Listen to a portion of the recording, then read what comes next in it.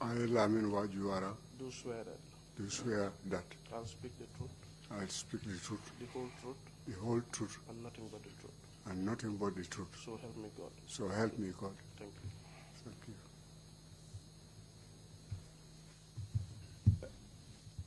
Leave it on, please. Good morning, sir. Morning. Welcome to the TRRC. Thank you.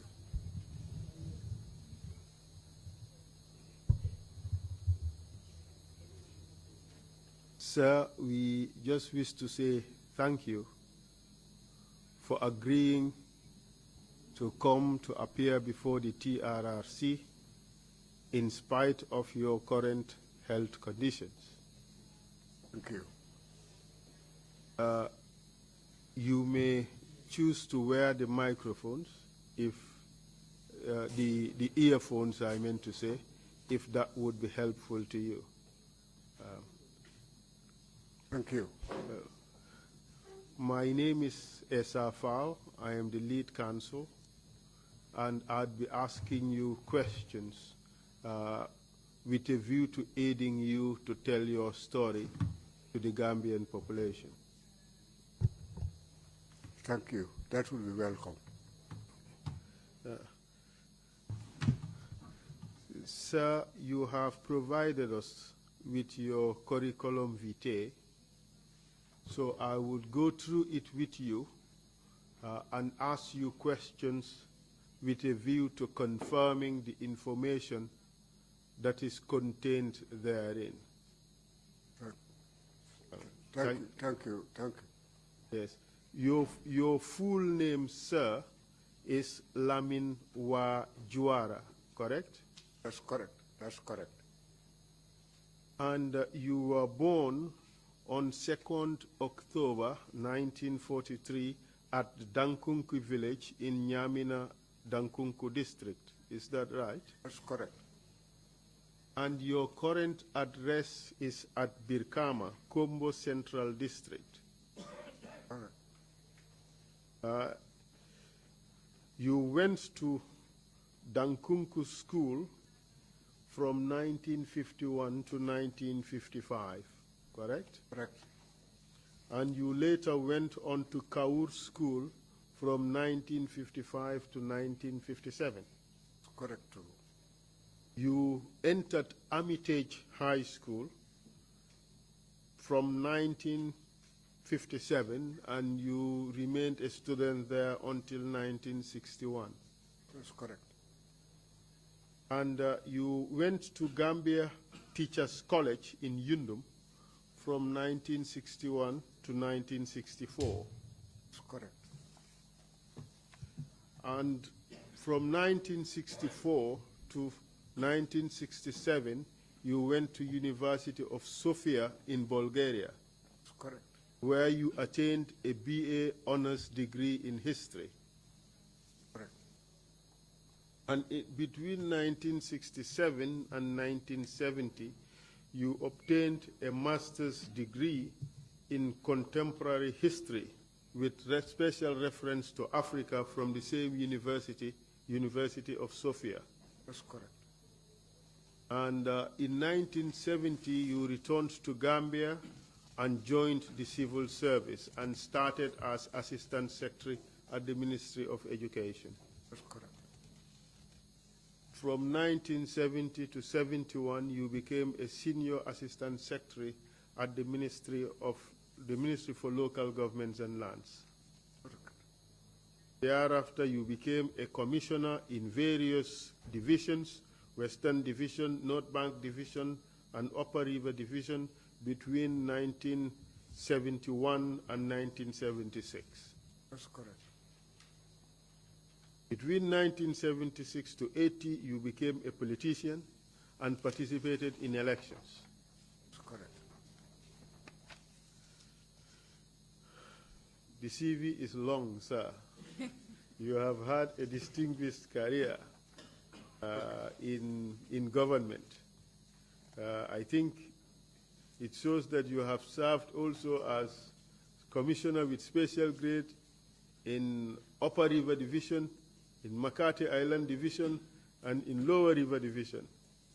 Pretty much all divisions in the Gambia, sir, correct? That's correct. You have also been a member of parliament for Nyamina constituency, 1992 to 1994. That's correct. And you became a political activist to try to push a return to democracy in the Gambia. That's correct. You, in fact, became the national organizing secretary for the UDP party. That's correct. And you became Secretary General of the National Democratic Action Movement. That's correct. And at some point in between, you also served as minister in the Jammeh government. That's correct. Thank you very much, sir. You were arrested at several times in your political career. That's correct. Can you tell us what happened in 1994 and how you came to be arrested during that period? I was arrested as I anticipated, because the regime at that time did not want an opposition at all. And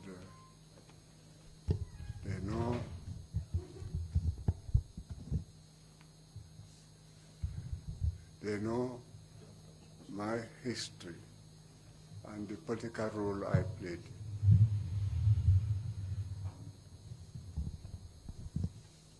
During that time. So in actual fact, what transpired was distrust between myself and the regime all the time.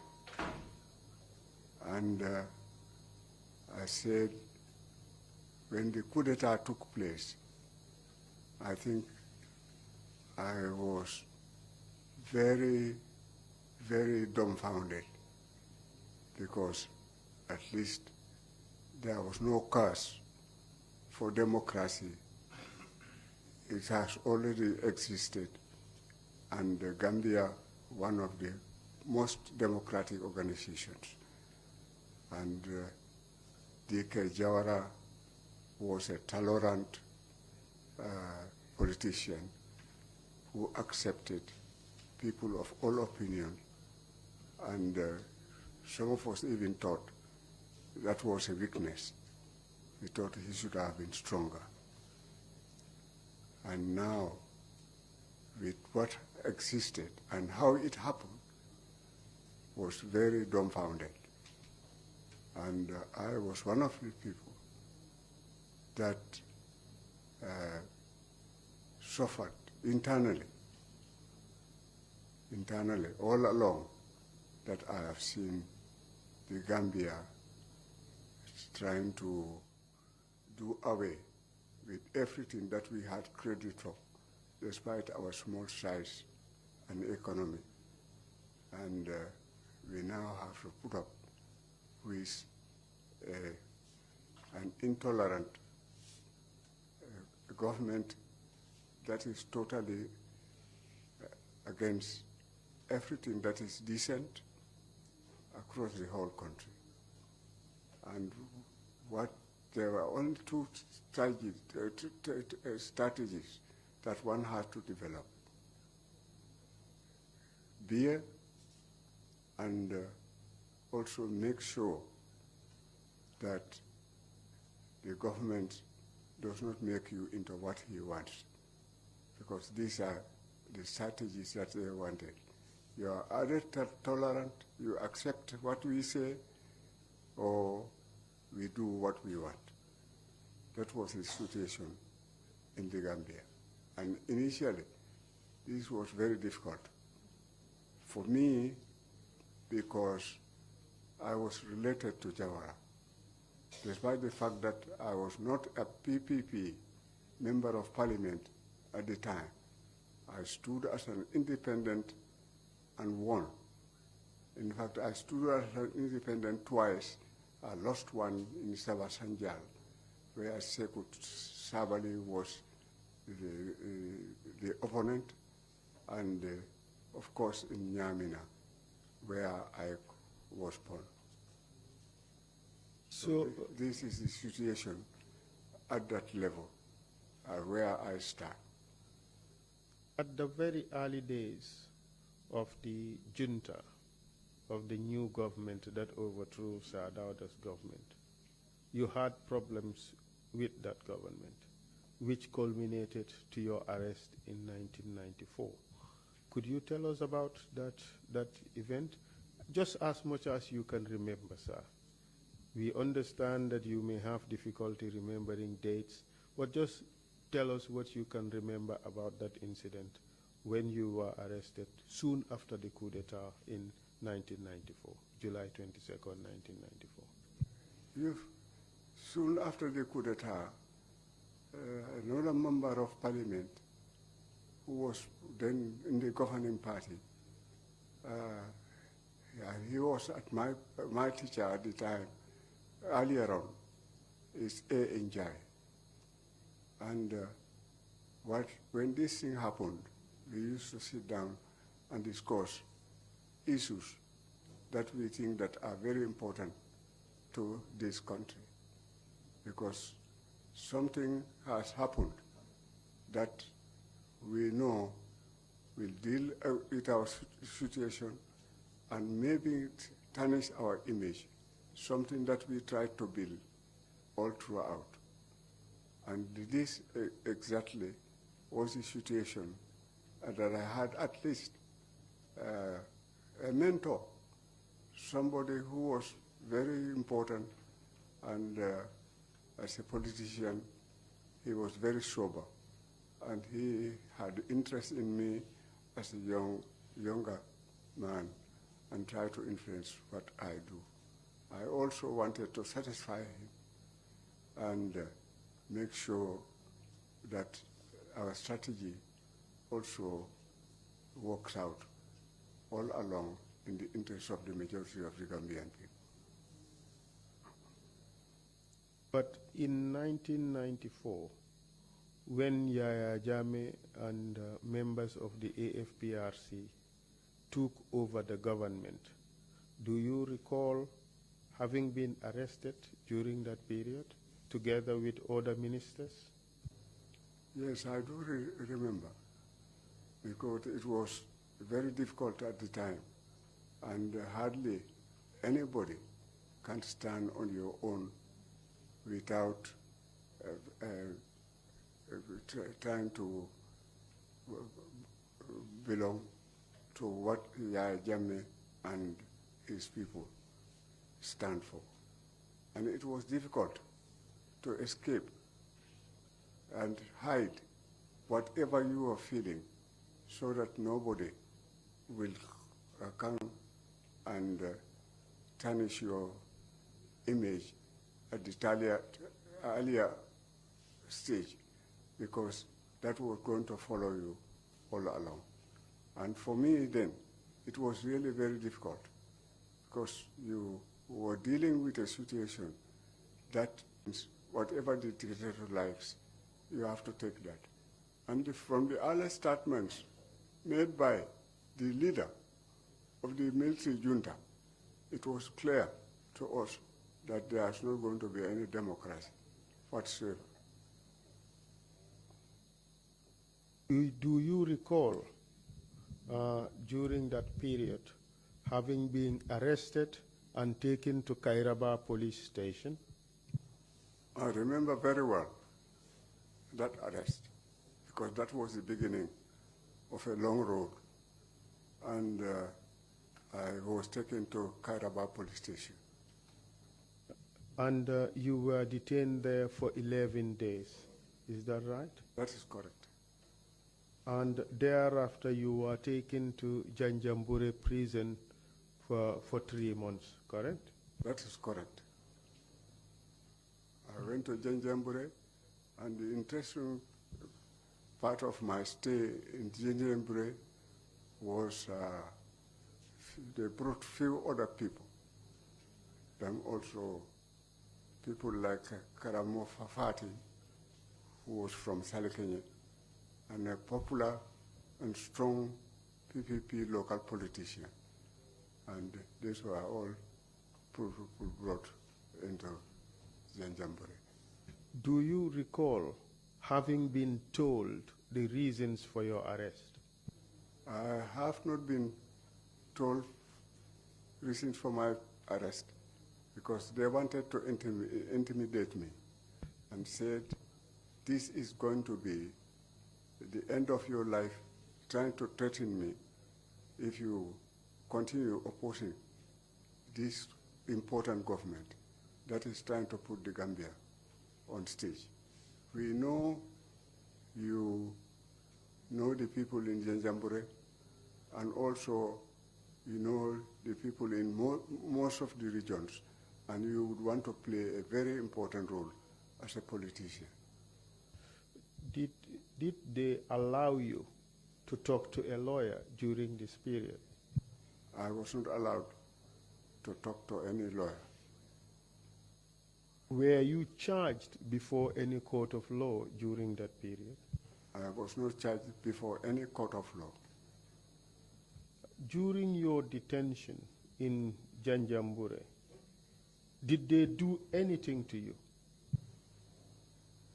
Yes, there are certain conditions that really was suffering, and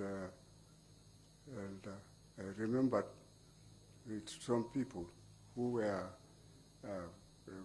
prison guards who were very friendly to me and who appeared all the time to be very helpful, to tell me anything if they know that is being planned and that might be used against me. And one of these was to make sure that they use force. So they were persuading me to be very, very careful and not to deal with this, especially outside, on a single basis. Because I was able to get some of the information out at the time. And I can tell you that that is how I got in touch with lawyer Usenu Dabo at that stage. While you were at Janjambure prison, did you have occasion to see a person called Sana Sabali? Sana Sabali, it was when I was transferred. When I was transferred to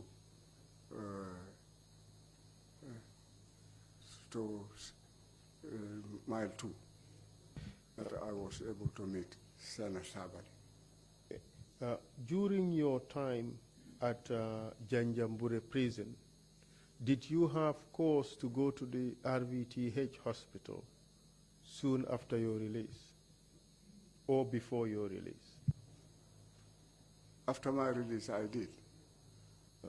For how long did you stay at RVTH? I stayed at the RVTH. I don't think it's a very long time, but I had a total medical checkup to find out what my situation is at the time. Were you ever hospitalized at the RVTH during that period? I was hospitalized for a very short time. Why were you hospitalized there? Can you tell us why you were hospitalized there? I think so. At the time, they were battling with the idea of me suffering from diabetes. That was the beginning.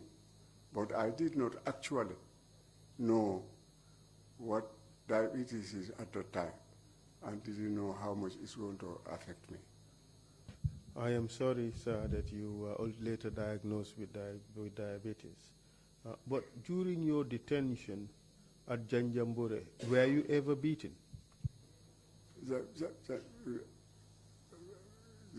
Janjambure, I was threatened. The threatening was the most serious thing because I was put in a small cell where anything could have happened to you if you stay alone. And of course, I know some of the prison officers who were with us there, and they tried to help me to make sure that nobody does anything that I will suffer from later on in life. Do you recall a person called Momodou Bojang, a person who served as district commissioner in Janjambure? I recalled him. I know him very well too. And then he was then the commander's commander of Janjambure. Janjambure, not only the prison, but the entire area. Has he ever visited you in prison in Janjambure? He came to prison, yes, and gave me a warning that I should stay and keep away from all the people that I know and stay clean of politics in the country. Throughout the duration of your stay in Janjambure, you were never tortured. Is that right? I was never tortured.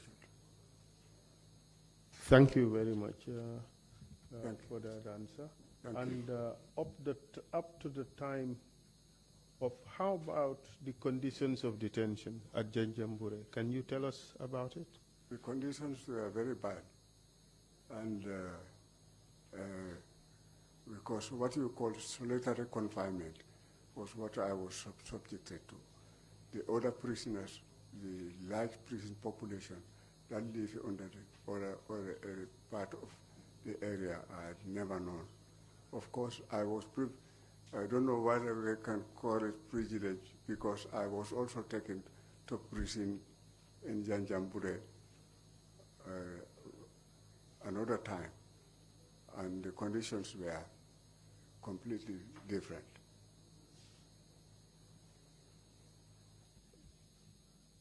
Tell us about the food in Janjambure at this time. Nobody complains about food. What we wanted was just to have something to eat, because that was what we were concerned about, and not the quality of the food or what you like and what you have at home or what you do these things. These are not things that nobody would ever worried about. So after you were released from Janjambure, did they tell you the reasons why you were arrested and detained there? They never told me. Of course, there were some senior members and who were very sympathetic to my conditions because they had known me, and they were prison officers in Janjambure. But in actual fact, I had always told them to be very careful and stay clean so that we don't have a repeat of what is happening. Because what we have now is detention without charge. So these are just things that any dictatorship can do. And that's what we have found ourselves. During the period of your detention, did your family know where you were detained? I could not be in a position to know, because really I don't have any access to anybody. And at one time, one district chief, Jalaman Keta, came to visit a prison some prisoners. I don't know whom they are, but he comes from Kuntaur, and he found me and he showed me. And I told him that some of my family members and, of course, some really close relatives are in Kaur. I want him to tell them this information.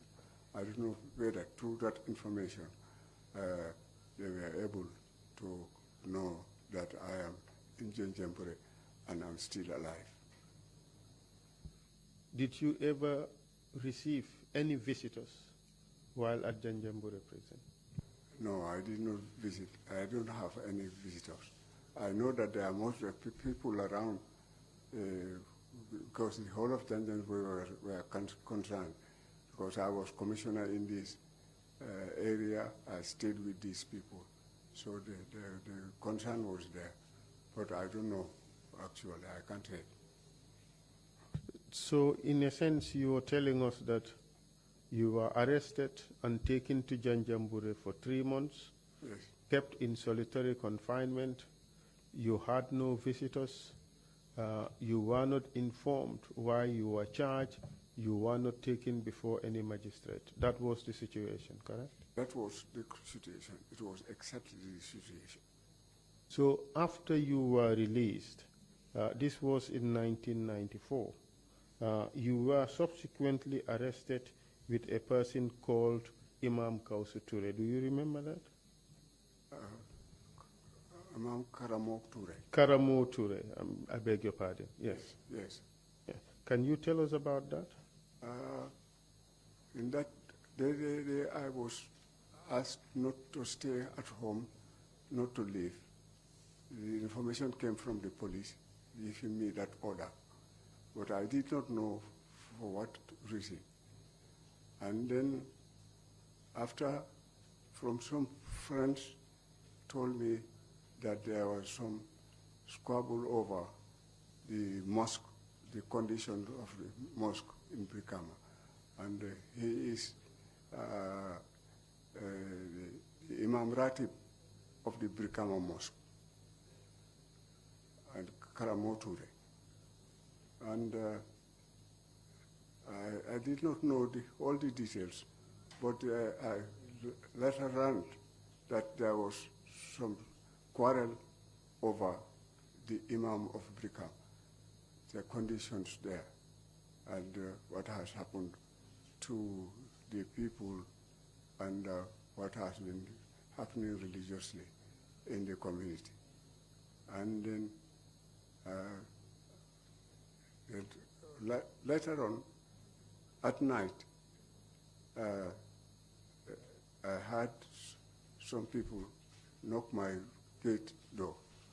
And when I went to open the gate, I saw like Karamoture in a vehicle. I was very much surprised, but I had information which I could not confirm. It was true. And I was also picked. And on our way to mile 2, I asked Karamo a question or two on board and said, what actually happened? Why are you coming? Why were you here? And he said he could not give me answers to that, but he thinks that the government has a hand in the whole thing. And then we were taken to mile 2. The last petrol station before reaching the bridge, we found some people. There were a group of hooligans, boys, with Baba Jobe, and they stopped the vehicle. And they started fighting with me, because the Imam was sitting inside the vehicle, but I was pulled out. I had to come out and also defend myself and drop a 5 with them. Then he had my hand and fingers broken, and then I was assaulted when I also stood a fight. Made sure. But there was one of the drivers. He was overexcited. He was so angry with what was going on. He came out, and he nearly ended up in a fight. And of course, we had some of these people leading Baba Jobe saying that let's kill them, let's kill them, let's kill them. And then there was a scuffle with me, and I had a broken hand. It was later on that the military had to intervene and stop them. And then together with the imam, we are all taken to Mile 2, and where I was dumped with the imam in one cell for the night, in the maximum security end of the place. This was exactly what happened. Faithfully, I was lucky that the pain that I had, because the way they wanted to treat it, I would have been killed at the bridge if it had not been the intervention on a few soldiers that were really concerned about what happened at the time. This group of hooligans, so-called hooligans, you mentioned, who came to fight you with Baba Jobe, Yes. can you recall how many people were involved? The people that were involved, there's a large number. It's huge. It's almost a cold crowd, because I think it came in a truck. Truck brought them so that they can do whatever they want with us. Do you recall who was the leader of this group? Baba Jobe was the leader. Do you know for which organization Baba Jobe worked for at the time? I think that Baba Jobe at the time, for any Gambian that knows it, knows that he is working for the government of the day. That's why he was doing all that was possible. And of course, out of experience in what happened in Central River region, something like that happened later on, where Baba Jobe was involved in a big war with other members of other political parties. So this must have been a tradition in the way he behaved. But the faithful God who is all the time true, God who always defends the correct thing, what happened later on was known historically to everybody, because Baba Jobe, he created a lot of problems, and he was fighting everybody, but he ended up fighting the man he was fighting for. That is Jammeh. That was exactly what has happened. And I remembered Baba Jobe being taken to prison together with me. He found me in prison, maximum security prison, when I was taken there by the administration, that Baba Jobe also was one of the victims, and I left the place and left Baba Jobe and went. And I remembered what actually happened to him. They brought him dead, his corpse was brought, and Juwara Testifies where he belonged. And he was buried but I had refused to go and pay respects to people who were attending his funeral. I did not do anything. I did not get involved in doing, but I was really, that should not have been normally my position as district commissioner for somebody who has died and who was dead when he was in the hands of his detectives, detectors, because he was also part of the whole system. So when you said that Baba Jobe was working for the government and that he was working, later you said he had problems with the same government that he was working for. Yes. And you mentioned Yahya Jammeh's name. Yes. I just want to clarify this. Yes. Was he actually working for the government or was he working for Yahya Jammeh? He was working for Yahya Jammeh and not for government. Thank you very much for that clarification. Thank you. Thank you. So on that particular occasion, you were attacked at the bridge or near the bridge. You were under arrest with this imam, the imam of Birkama, being taken to Mile 2.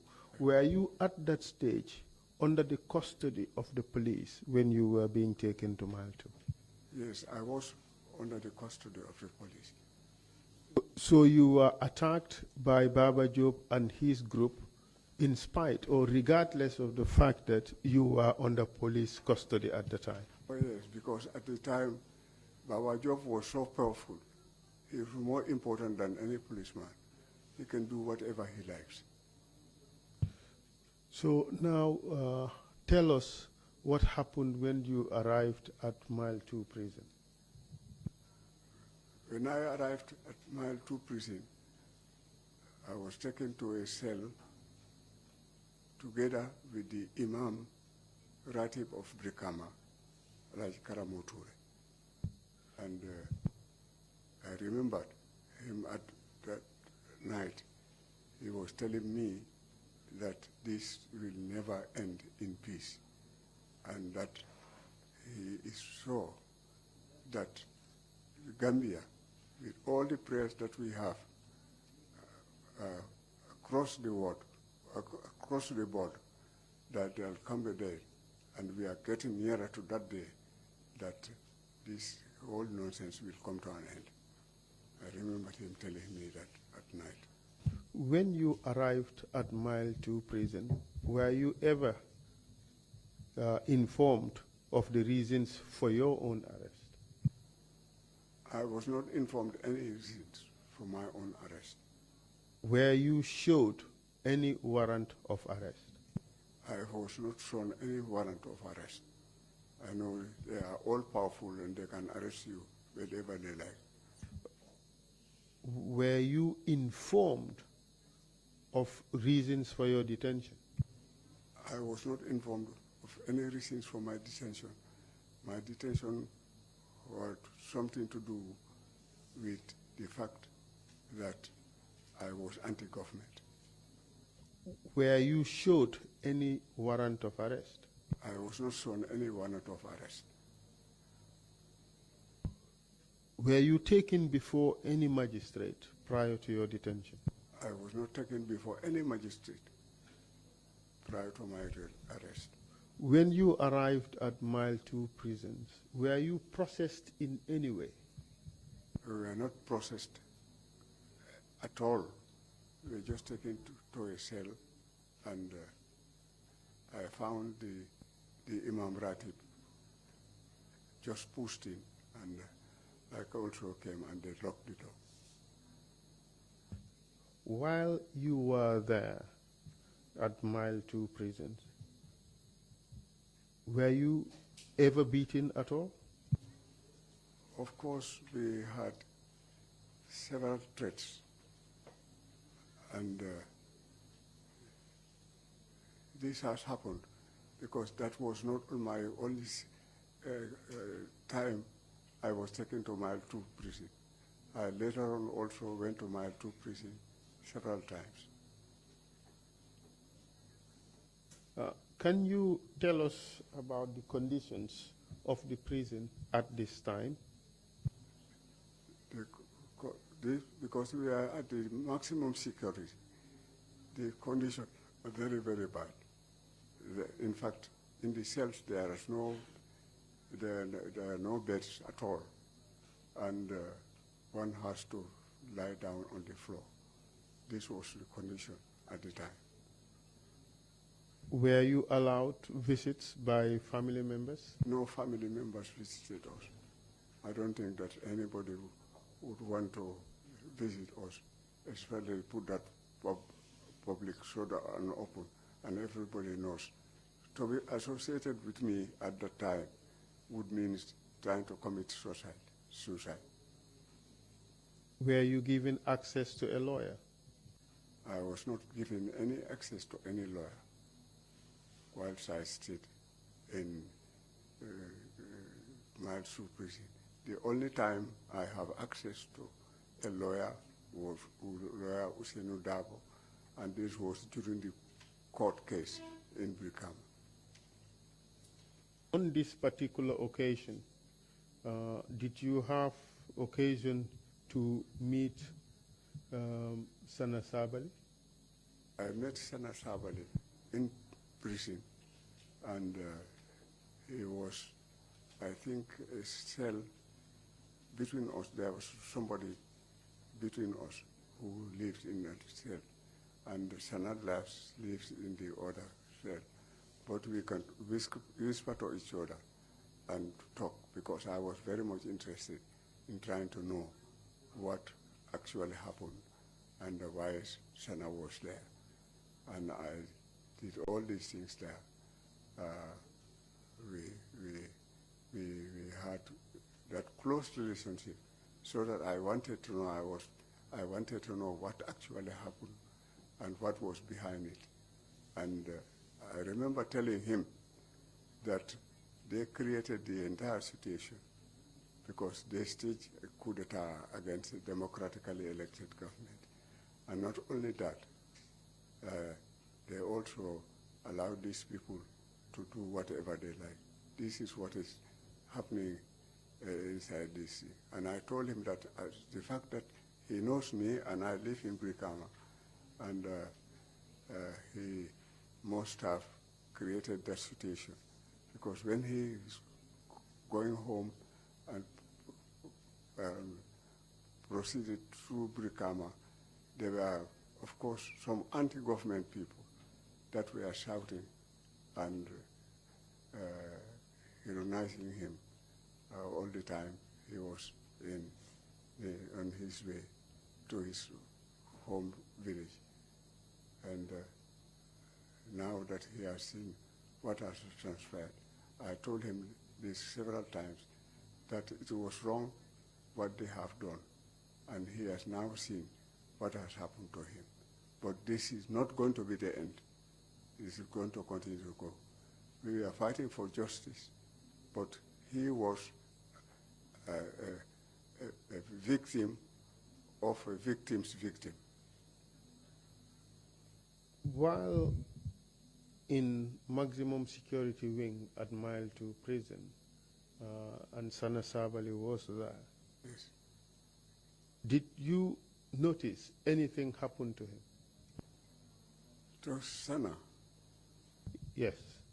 at the time, Yes. I can see that he was very sad, and even if you want to speak a little bit louder so that others will hear you, he would not want it. He would want you to whisper to him, and so that he knows. He was very much interested in what was going on outside, but he is not the person who would want you to shout. Because I remember telling me that you still have Baba Jobe to contain. Was he beaten while you were there in Mile 2 prison? Sana, he was beaten before I arrived. He was beaten before I arrived. How did you know that? Because he told me.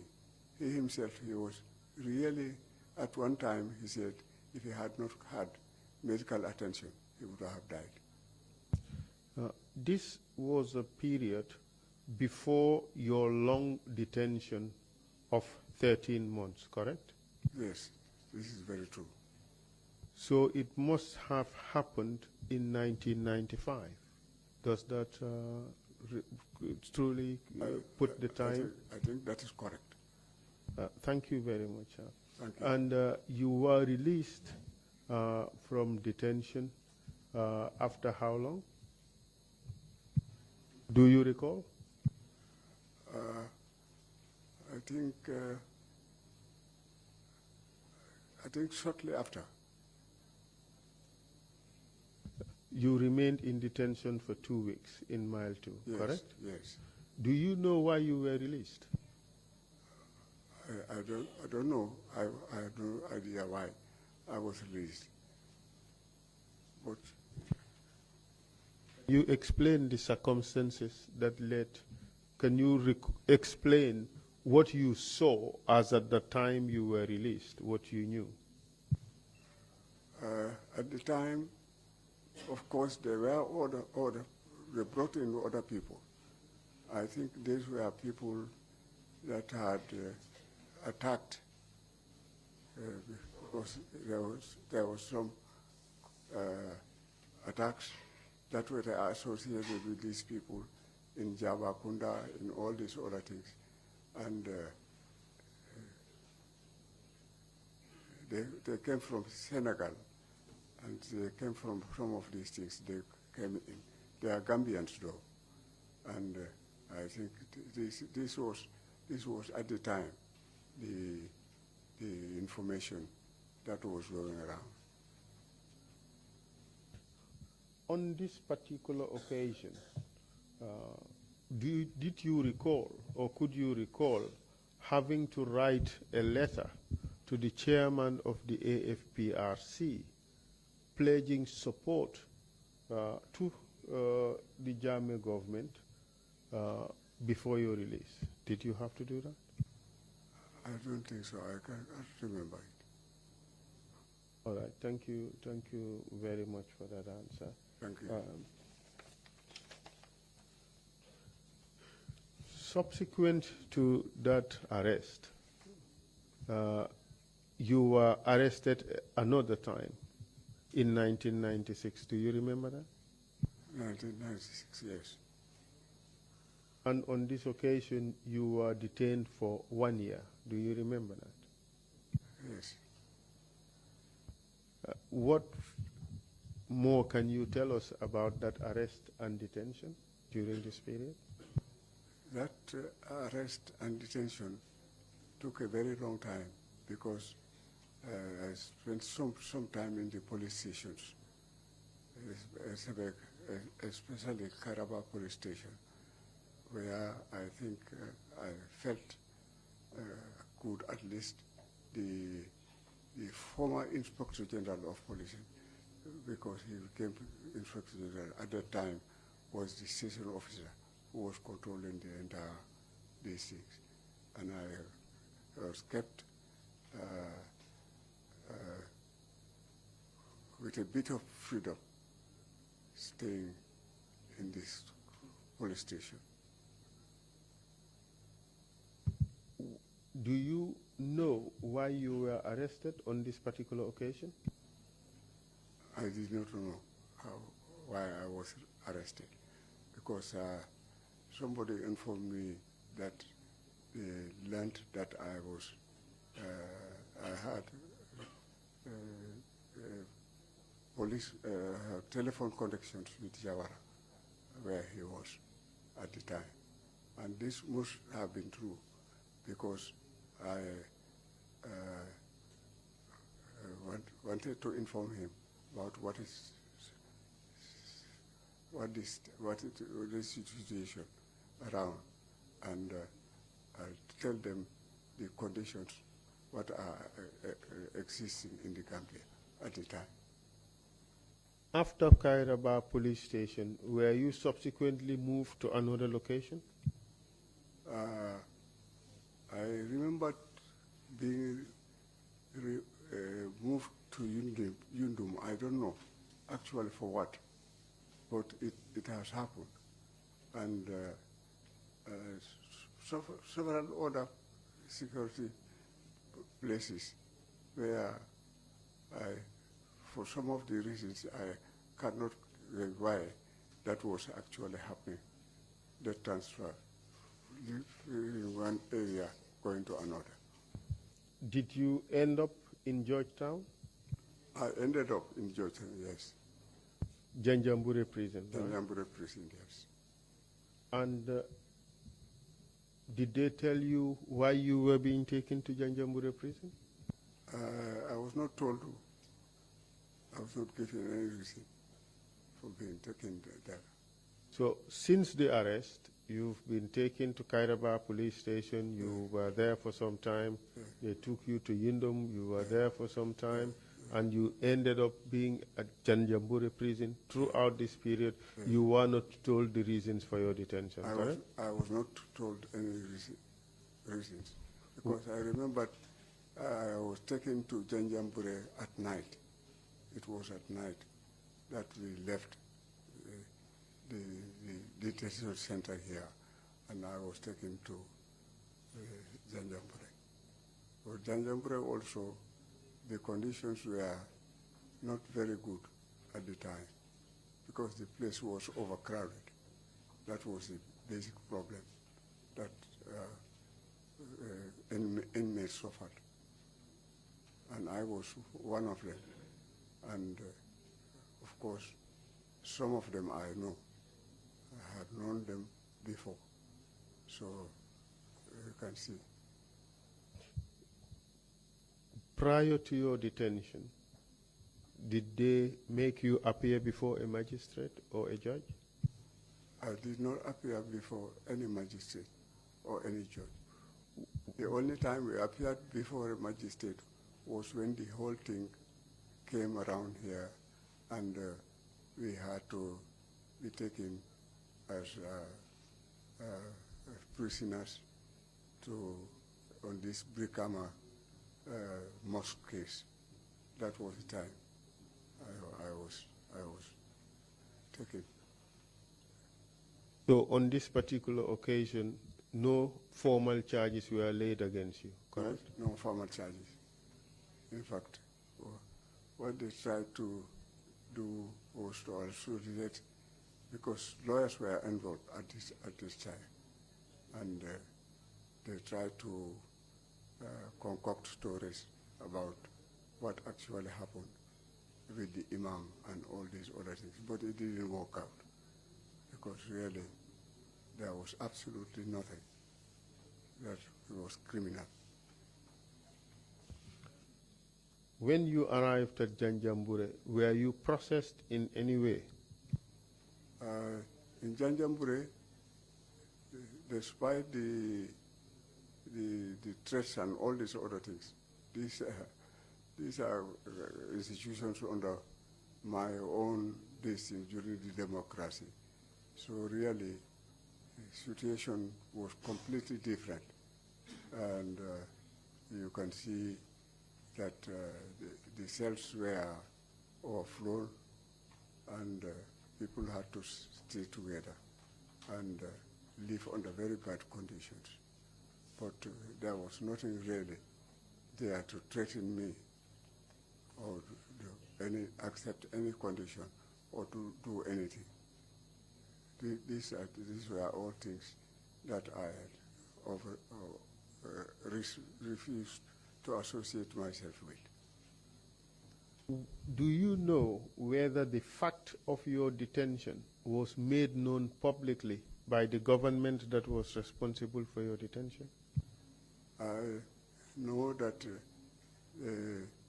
there was only speculation, and people get more threatened if they don't understand the situations that was happening at the time, especially to people who on these conditions, the images were in their hands, and they can do whatever they like with it.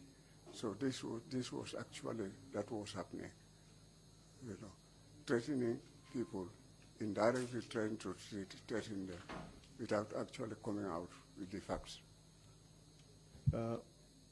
There was a special report that was issued by the Gambia News and Report magazine.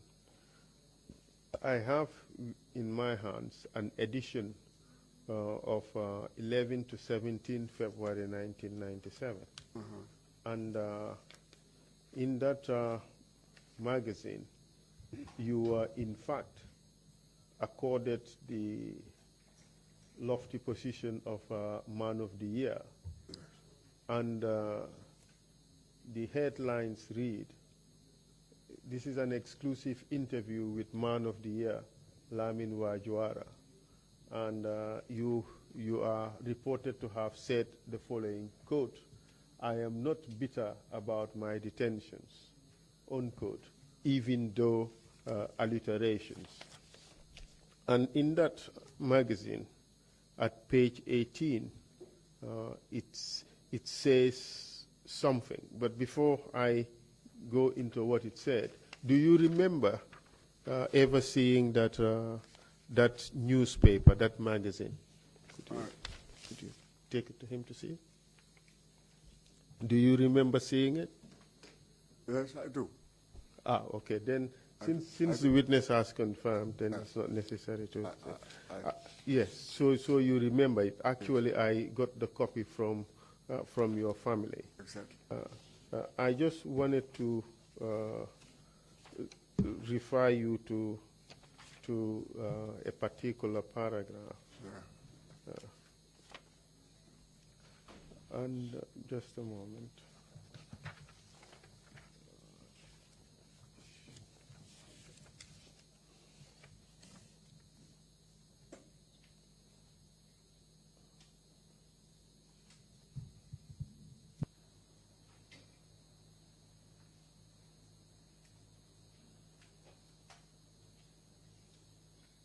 Yes, at page 18, it talks about your arrest and detention for this 13-month period. And paragraph 3 of the article by Momodou L.C. Gay and Swaibe Konate, the third paragraph reads, quote unquote, quote, "They would not allow me to tell my family, and we drove straight to Georgetown, and you arrived there at night." Exactly. Is that correct? Exactly, that's correct. So the fact of your detention was being kept a secret from your family, is that right? Exactly, my immediate family. And you stayed in detention during this period for 13 months. That's very correct. In this article, you claim that you were being detained in a punishment cell. Yes. Could you tell us the reason why you think you were being detained in a punishment cell? At the tail end of the detention, I had an interview with one of the figures of the ruling governing party. And I think it must have something to do with this, that what is going to happen? Am I going to accept what the government is saying about me and my position as far as they are concerned? Or am I going to concede? And I said I have nothing to be angry with. I am not angry with anybody. I think every Gambian is a Gambian, no matter they are good or they are bad. But what we need is that we need a country with such powerful people who are sustainable ventures. And those adventures will ultimately suffice to make sure that Gambia survives one day. These are my own blessings, that you are not a demigod. You cannot threaten people and do whatever you like. Conditions do exist that are beyond your own control. And it was my feeling. And if you want to threaten me so that I leave that threat, you will know that you are wrong, because you cannot threaten people.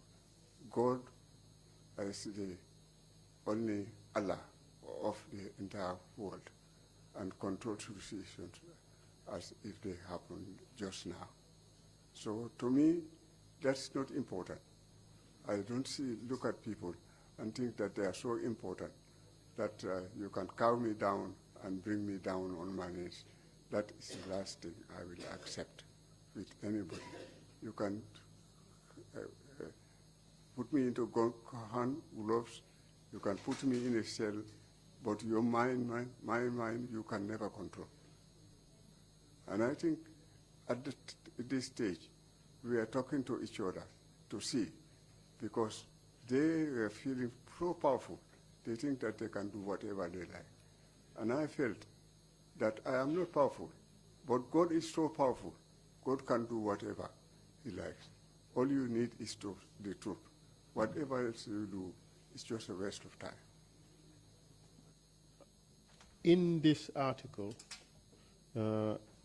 you talked about the reasons why you were treated in the manner in which you were treated in the first few weeks of your detention. Exactly. And this is what you had to say. Exactly. Quote, the article says, with an initial objective to break him down, he said he was first put in solitary confinement in a punishment cell with very little ventilation for the first 6 weeks. Is that correct? That's very correct. It's very true. And in that article, you described the punishment cell as a place that was always dark and you had no sense of time. There were no bedding facilities, no smoking and showers at 6:30 a.m. so as not to be seen by the other inmates, as one is cut off completely from human contact. The only toilet was the pail system. Does that accurately describe the conditions of detention at the time? That was correct. It was positively correct. And I'm happy that this is coming out and people are beginning to learn some of the suffering and the humiliation that we are put to. This is exactly what happened. And it went on to say that after 6 weeks of this, you were transferred to a single cell with beddings and proper ventilation, and one could talk to the guards. This was a gradual relaxation of the difficult conditions that you faced, correct? That happened. Gradually it did happen. The article suggests that ultimately you wrote a letter to President Jammeh, and after that letter you were released. Do you recall that? Yes, I remember writing that letter because obviously it wasn't positive, just staying under inhuman conditions, and yet you talk about imprisonment. Imprisonment cannot go with conditions like that. There was controversy as to what was the content of the letter. And indeed, in this article, it says you claim that the letter that was alleged to have been written by you to Jammeh was cheap propaganda. You suggested that the full content of what you wrote was not published. Do you recall that? I think that's got so correct.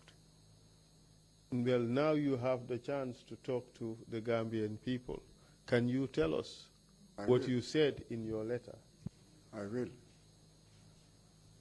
And I think what I tried to portray. And I made these things absolutely clear to Jammeh, that I am a historian. I have gone through the history of other countries where dictatorships have stayed, and we have seen what has happened. I think there had never been more people than Hitler, and what they have done to their own people, what they have done to all these other dictatorships all over the world. They have something in common. That is, one wants to have one say at every level, and want this thing to be done the way it should be done. That is through force, and that is what Jammeh is trying to do today. He is trying to have a say over the Gambian people at all levels, at all times, not even having people who say no at all. When you cease to have people tell you no, then you don't become only a dictator.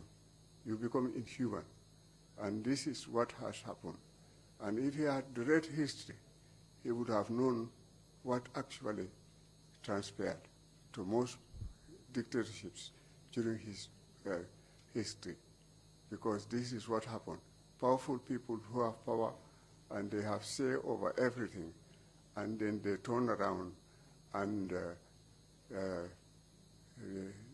they brought down. And this is what is also happening in a small way. The Gambian people are against what is going on now because there is no democracy at any level. We enjoyed certain conditions before, despite the fact that they were not very powerful, they did not show power, and they existed as a government that belongs to the people. And it is very interesting that what is happening now at that time needs interpretation, and Jammeh needs to be cautioned so that he will know actually. And I said, we are the people that love you, people who are telling you what to do, not to play with power, because power can be dangerous. And this is what is already happening to the Gambia. These were some of the explanations that I've given him. That's why it's important to read history and interpret it rather than just accept conditions and situations as they. Thank you very much, Mr. Juwara, for answering my questions. It's 5 minutes to the first lunch for the first break period. So, Mr. Chairman, I hand over to you, sit in case you wish to ask questions. Thank you very much, Counsel. Just before I turn to the witness, can you confirm that the article that you were reading from in its entirety would be submitted as an exhibit? Indeed, Mr. Commissioner, Mr. Chairman. Yeah, thank you very much. And thank you very much, Nkotoke. Good to see you. I haven't seen you for years. Thank you. I grew up under him in Hermitage and the Yundum College, so that's why I'm calling him Nkotoke. If I can just take you back to the first solitary confinement in Janjambore prison for the 3 months that you were there. Were you visited by any medical officer from Bansang Hospital, possibly? No medical officer visited me. Thank you very much. Commissioners, do you have any questions? Otherwise, we'll take them. Yes, I'm Commissioner Carr. Thank you, Mr. Chairman. Commissioner Carr, I have a question, and I'd like to know how the trials and tests that you've gone through, how the arrest and threats, how did they really affect your family, especially your children? Well, it affected them in how? It's just normal. And, but it also affected them positively in some aspects, because they grew up being very strong and knowing that this is the situation that they have to face. as their father was being subject to conditions like this. And I can say even today, I look around them and set out to say, these are the very best people, because at the time when they were all looking up to me, and these are the situations that actually happened. And they stayed strong. They're still very strong. And I think that truth will sustain them all along. Thank you. Thank you. If there are no further questions from the commissioners, we will take a 30-minute break and we'll be back here at 12 noon. Thank you. Meeting is adjourned. Thank you.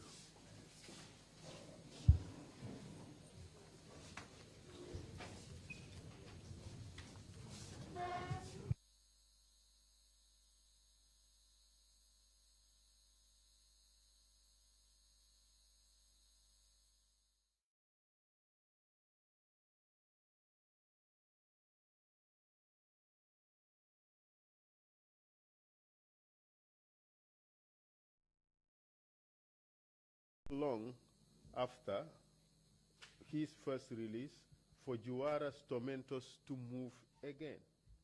He was taken away, and this time neither his family nor any authority in power could say where he is being kept or even who is keeping him.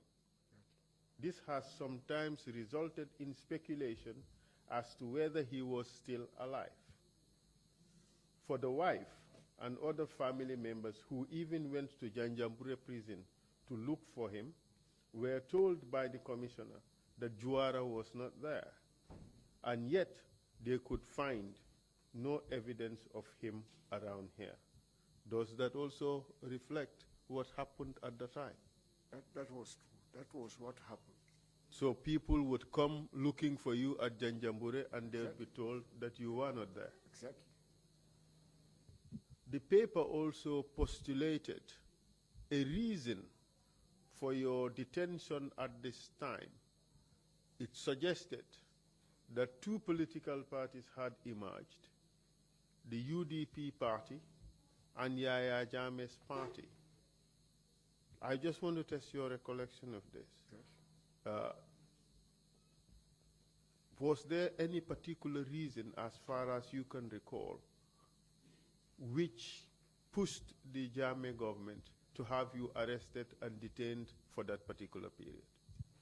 That's very true, because the Jammeh government wanted to know what was my position and relationship with the other political party that was being formed. And my position on this, I did not hide at all. I had. In fact, I can still say I sent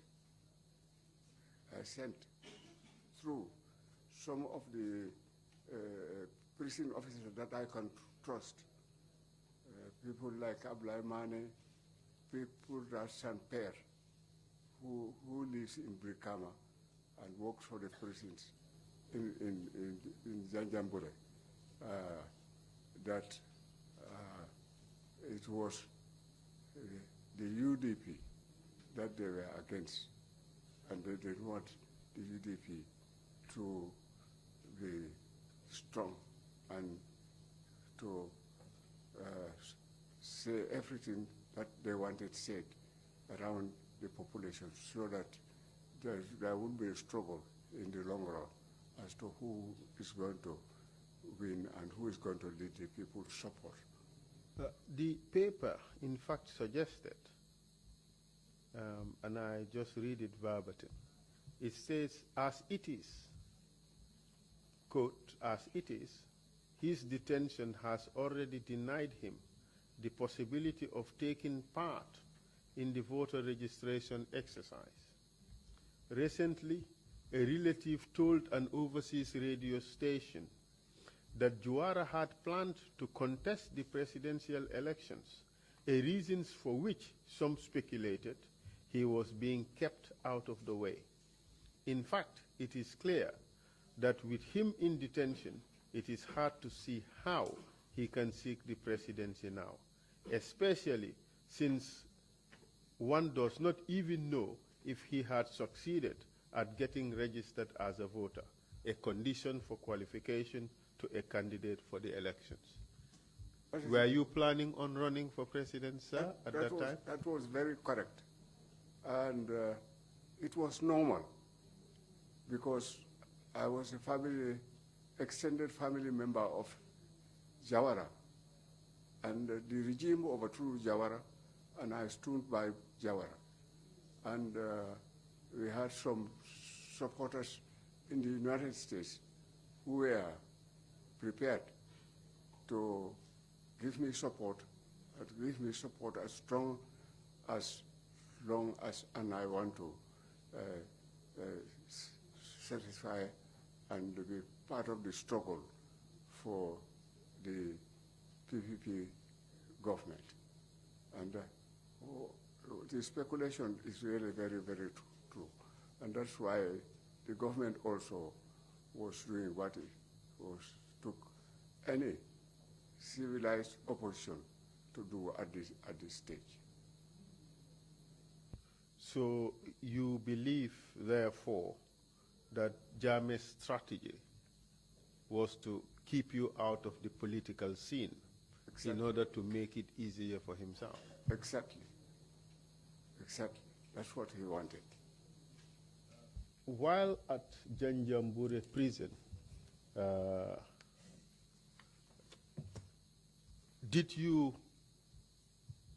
were you subjected to any form of maltreatment? I was. Can you tell the commission about it?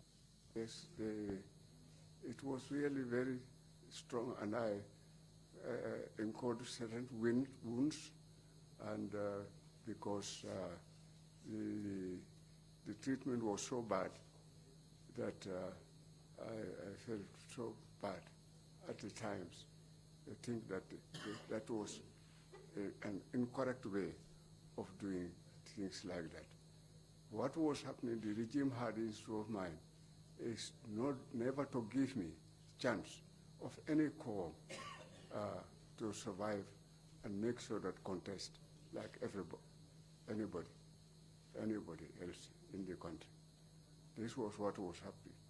So the detention went with molestment and all the other sectors that is the regime, the government that came to power through a coup d'etat was embracing on the people, and we stood our ground, said no, this is not correct.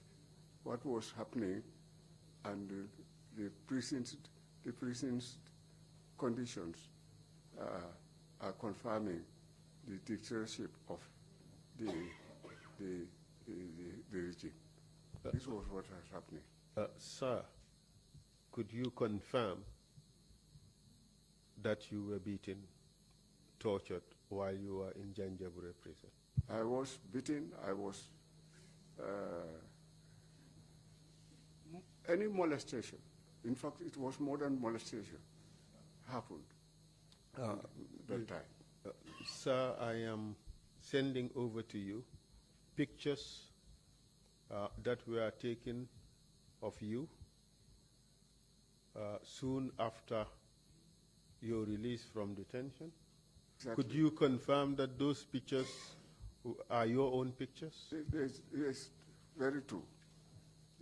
Could you confirm that, can you tell us what you see in those pictures? It's very clear here.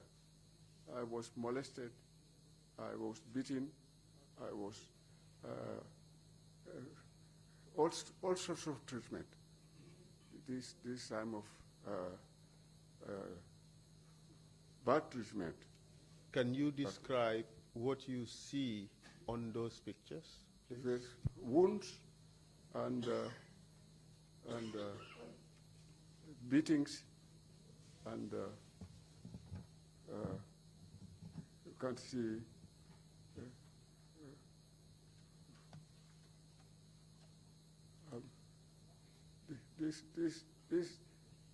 seeing these pictures back takes you right down.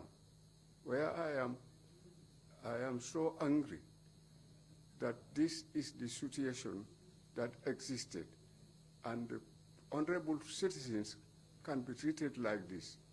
Even animals will not be treated this way. So really, seeing these things today has made me a completely different person. I am sorry, sir, that we have to show you these things again. I'm sorry that we have to bring back memories of these events. The memories of this has shown to the whole world the dictatorship that we have in our hands, and the regime that was removed. In fact, he did it so well.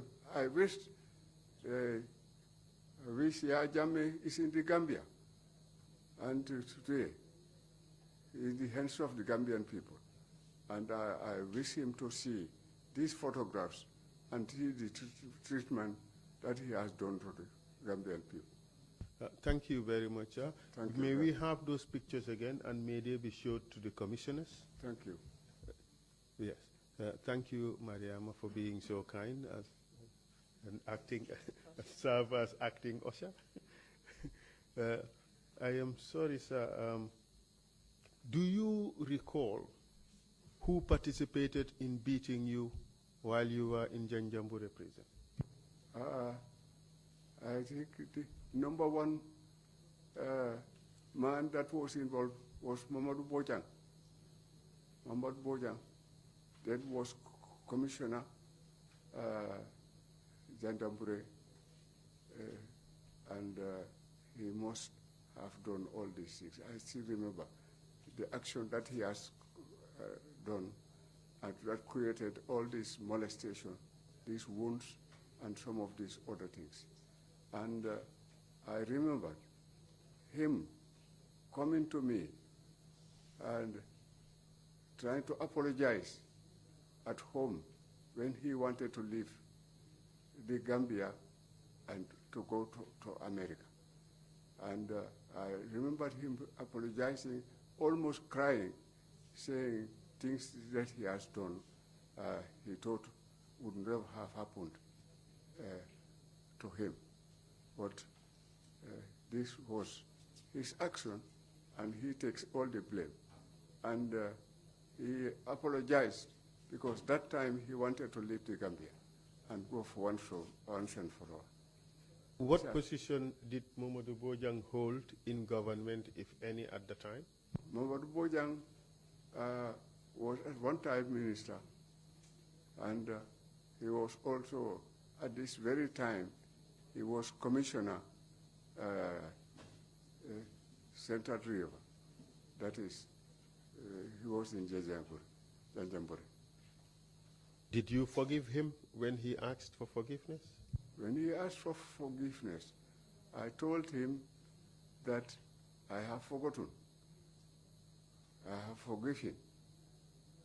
But God is prime, and God will make sure that wrongdoers are punished. This was my feeling. This is what I have this day. And remembering Mamadou Bojang that I used to know, I think that the Gambia should change once and for all, and positively for change, and not for any power. Sir, your CV, your experience clearly shows that you are a man of immense stature in this society. And we are now doing a Truth and Reconciliation Commission.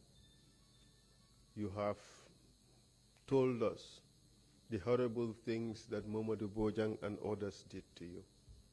You told us you had forgiven him. You still forgive him, I take it. We will still forgive him. This is what Gambians should be. Gambian character is forgiveness. It's for us to forgive, and but I am telling them, no matter what happened, history will be history, it can be correct. Let those who know the history of the Gambia know those that will be blamed for ever behaving the way they have behaved. And we shall be able to see whether Gambia will be saved from the situation like this. I wouldn't like my children to suffer what I have suffered. But we have done it because we want a better Gambia. And for a better Gambia, we have taken the problems and we want everybody, no matter which Gambian you are, where you stay, you must know that Gambia is your home, and we want for the Gambia the very good way that we have amongst ourselves. This is the feeling I still have. Thank you very much. It could not be better put. In the award, the letter of the award giving you Man of the Year award, these are the sentiments that the late Suwaibu Konate conveyed, and I would read them.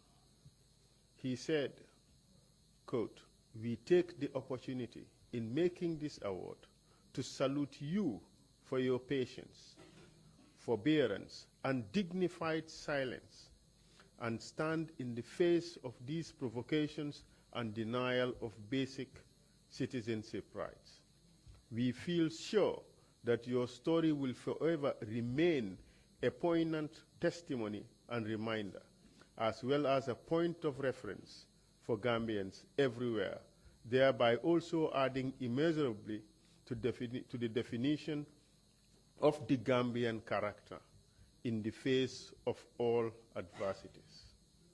We also salute you for what you have inadvertently been made to achieve in the annals of our country's democratic evolution. And we are also fully convinced that your courage and steadfastness in the face of all adversities are bound to remain a source of inspiration and exemplary conduct to all Gambian citizens now and for generations yet unborn." Quite powerful. You must have been happy to hear these sentiments used to describe your character by your colleagues, correct? I'm very proud, and I'm proud today about you all, because every single one of us is trying to have a Gambia that is better than what it used to, that posterity will make sure that we will never fall into hands like those of the last regime and what they have done to the Gambian people. And I feel very excited. I feel very excited, but very proud of the Gambia. And I think that we will always make sure that we have a better Gambia than ever before. Yes, soon after 13 months in detention in Janjanbureh, you were subjected to torture, all manner of ill treatment. You subsequently joined Yaya Jammeh in government and served as his minister for local government and lands in 2012. Is that correct? That is correct.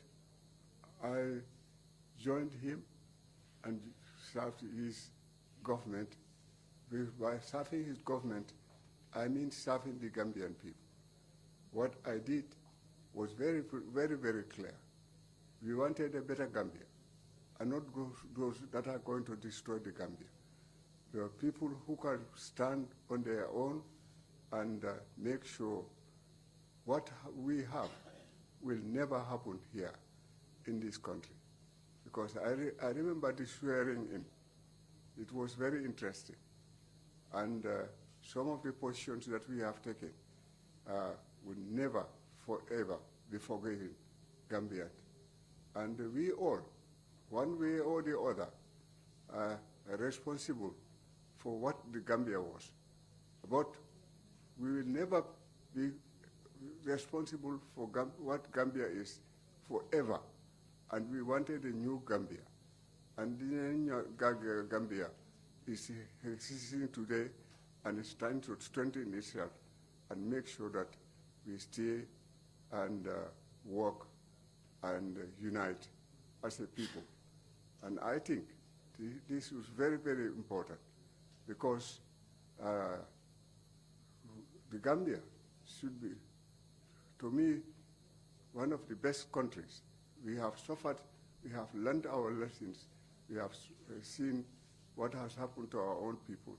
We have seen people being killed, we have seen a lot of good people, even people like imams who are godly being molested. All these things have happened. And I have been part of every single part of it. I belong to the former government. I was in support and in everything. And what our history has done is now for us to go and see what we want to do and see that the Gambia will ever stand on its feet good. The Gambia would ever, nothing will be acceptable in this country anymore other than any democratic dispensation. And we have to work together collectively and see what are the standards, what do we want, what do we accept, what is our strength, what are our weaknesses. And it's not political parties that own the people, it's the people that own the political parties. Anybody who doesn't want to take the correct road to make sure that democracy and human rights are established here and forever, everybody has to be proud of it, I think we should be against. And this is the feeling I have, because I have suffered for it. A lot of people have suffered for it. We all have suffered for it, and we are all suffering for it. Whether you do it lightly or whatever, what are the conditions. My heart is so full. I feel so bad that my country has been reduced to that level, and I hope it will never, never happen in this country. As a historian, I have seen other countries suffer tragedies that are even more serious than ours. But in the end, they have to accept it. But these divisions, despite whatever they are, I have seen in history what happened to the Germans, when the country was divided into two, with all that they suffered. We ultimately have come to learn that Germany is more important than Hitler. And we all also want to turn around and tell Jammeh that the Gambia is more important than the Jammeh. Never will Gambia be equal to an individual or group of individuals, no matter what has happened. We have to forgive each other. We have to live in harmony. We have to accept the truth. Even if one has done the wrong thing, everybody must come around.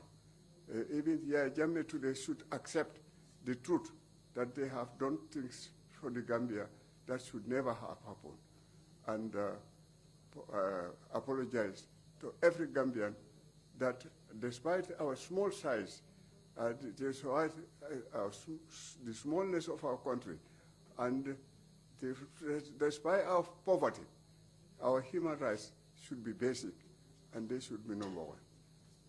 Democracy should exist, and all the time, every Gambian primary thing is to be democratic.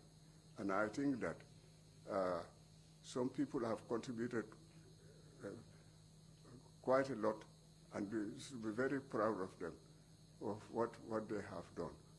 But those who have also done things that are wrong, they should accept those things and correct those things and come back in line.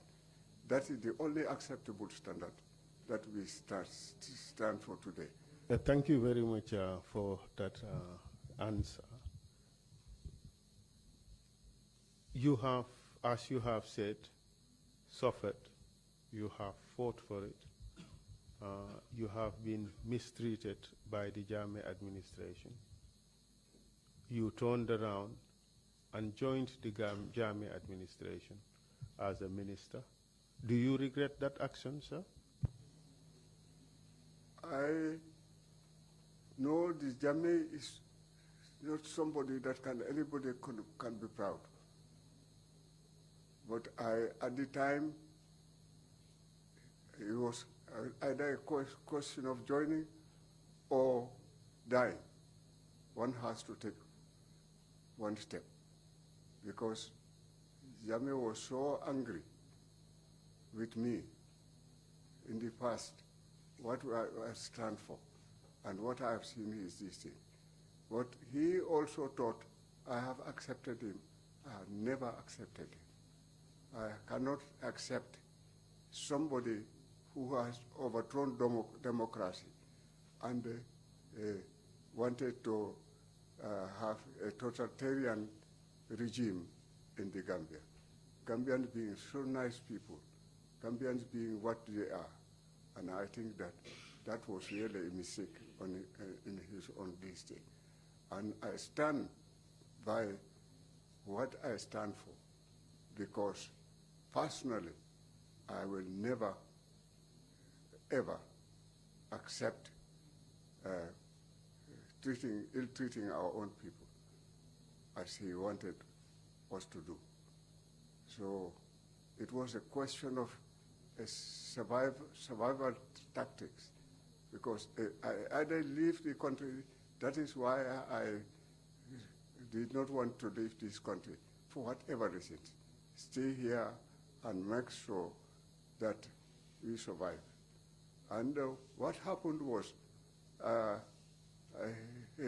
he was totally wrong. I was a different person. Different person. I remember when I was chosen to go to the United Nations General Assembly, and I met some of these people, and I remember going with the then Vice President Asatujai Sedi as to the United States. And what I told some of these people, I did not say this thing in public, I said it this thing, that our country survival starts from now. We either accept what Jammeh has said and we all get destroyed once and for all, or accept, deny whatever he has said, and our country becomes our country. And we are so proud of our country. I remember when I was a student at the Yundum College, when we had a delegation, the United Nations delegation, to talk about the Gambia, to see what we are going to do with the Gambia. My feeling then was very clear. Gambia is a country, and that country should exist forever, no matter what happens. Because not our wealth, not our size, but our pride. And that pride we must continue to enjoy. And we stood by that, and the struggle came up to this level. Now we are taking all the struggles correctly. We want to go through it and find out what we have done, what have the Gambians contributed into their own survival.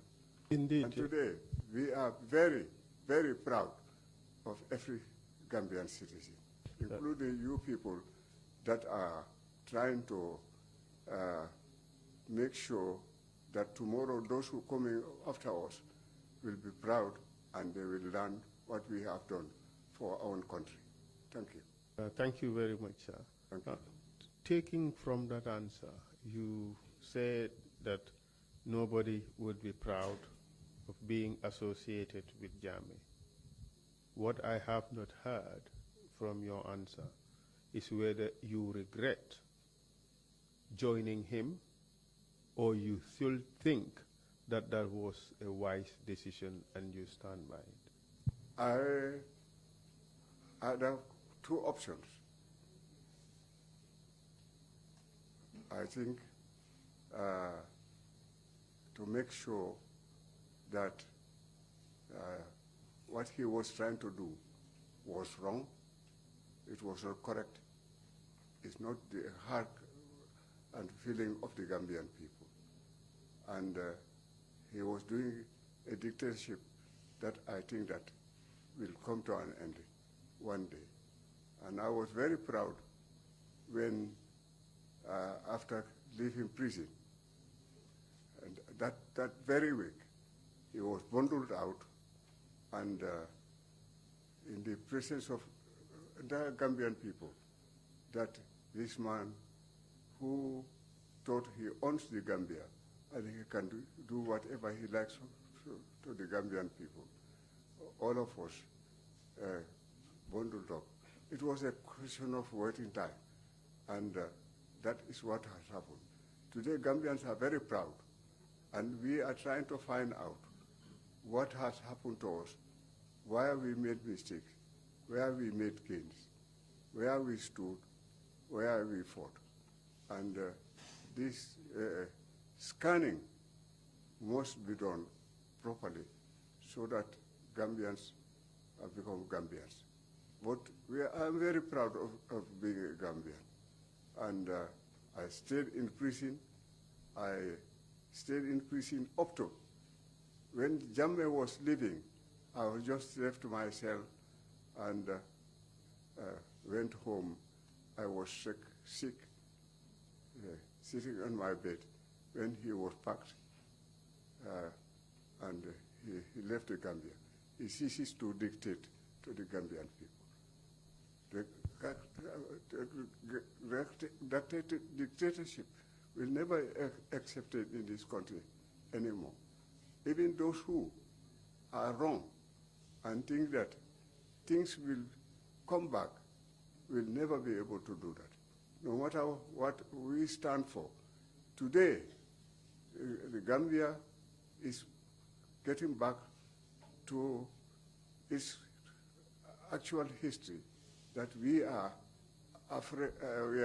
proud of our own country, and we support our own people, and we will stand together, we will sit together and work for the Gambia. I think today, this is what is happening in this country. I feel very proud. I feel extremely proud that no matter what sort of suffering, up to the very end, we are all united as a nation. And those who try to portray the Gambia differently and want to go to different districts will give in, and they will all come. And give us few months, every Gambian, no matter where you stand, will never think himself to be a Jola or a Wolof or a Mandinka or a Serere or Fula and all these other things.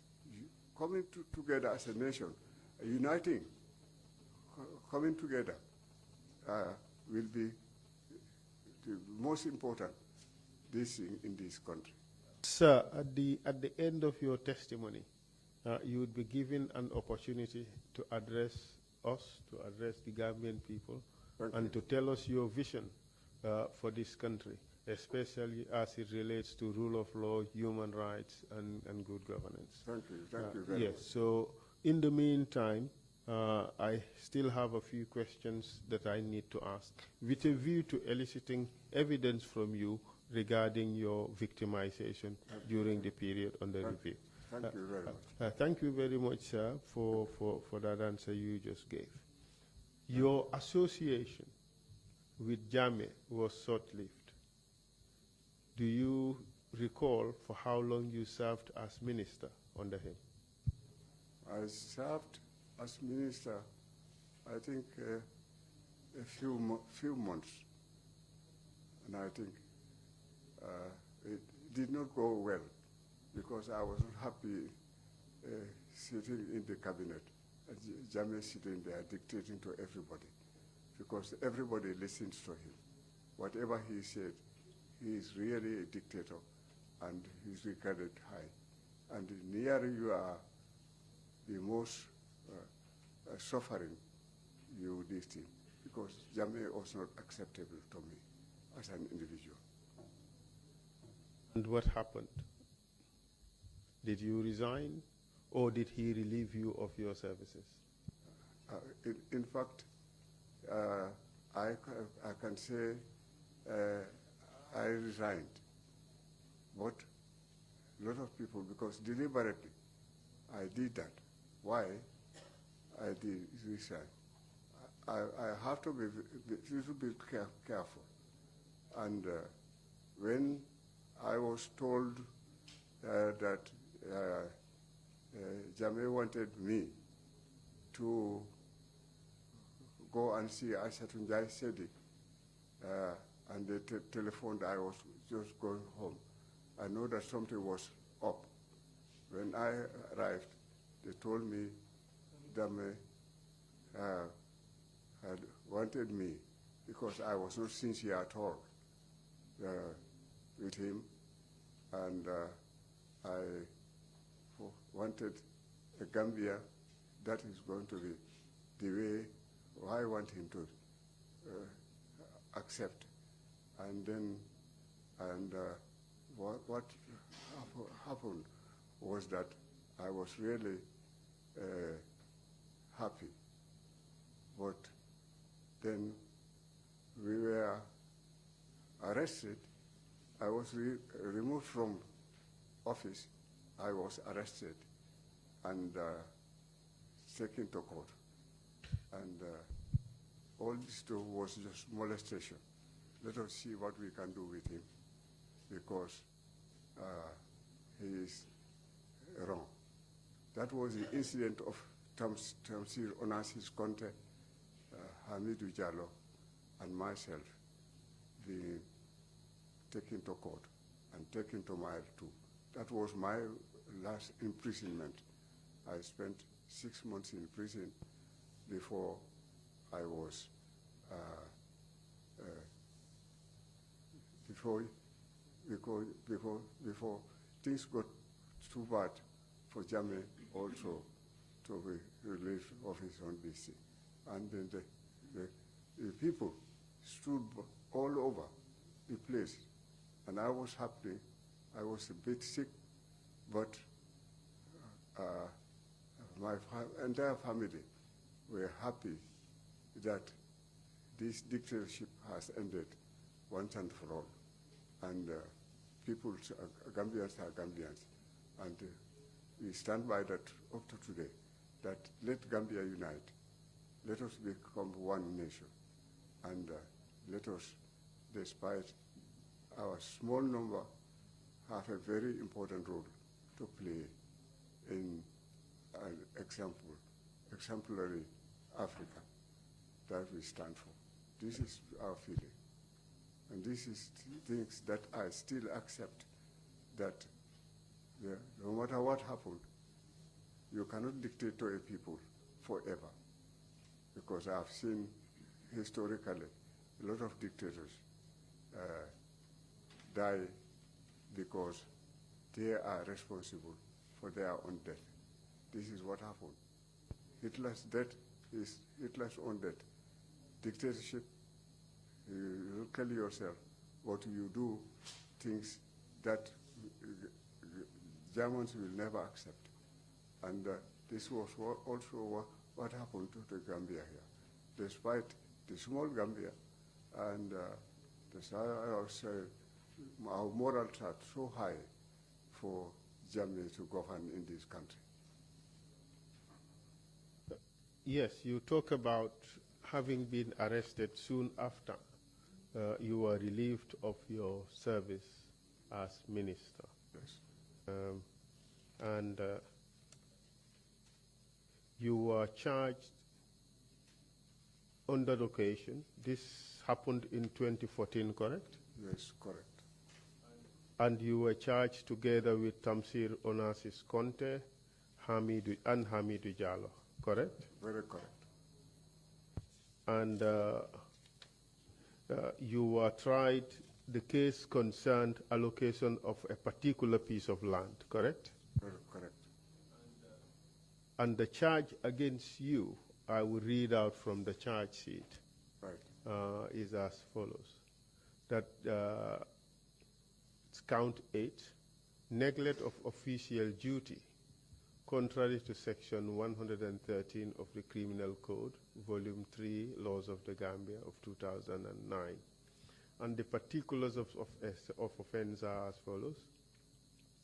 Quote, Lamin wa Juwara on or about August 2012 at Banjul in the Banjul City Council of the Republic of the Gambia within the jurisdiction of this Honorable Court, being employed in the public service and in your capacity as Minister for Regional Administrations, Lands and Traditional Rulers, by willful neglect or willful negligent act, caused plots of lands, that is numbers C8 and C9, to be allocated as compensation to Tamsir Onassis Conte, with knowledge that the said plots were already allocated to Kanilai Family Farms and Mr. Basiru Sambu respectively, and with the knowledge that the said Tamsir Onassis Conte was not qualified for any and thereby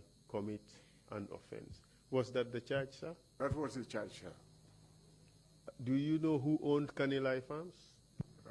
Kanilai Family Farm, I think it's a family farm. Belonging to who? Kanilai. Did it have any connection with Yaya Jammeh, sir? Absolutely, it has, yes. So you were alleged to have allocated land to Mr. Conte, which land belonged to Yaya Jammeh. That was the allegation, correct? That was the allegation. Was this true? Jammeh was beyond, above and beyond anything that any ordinary Gambian owns. And this has absolutely nothing to do with the Kanilai family farm. It is, in fact, in an area where Kanilai family farms should be traditional if it becomes family. It has nothing to do with Kanilai. Is it your suggestion that the charges were just trumped up? They were trumped up charges. It was all lies. And you were sentenced to 6 months in prison? I was sentenced to 6 months in prison. Prior to your detention, prior to your conviction, were you tortured at all?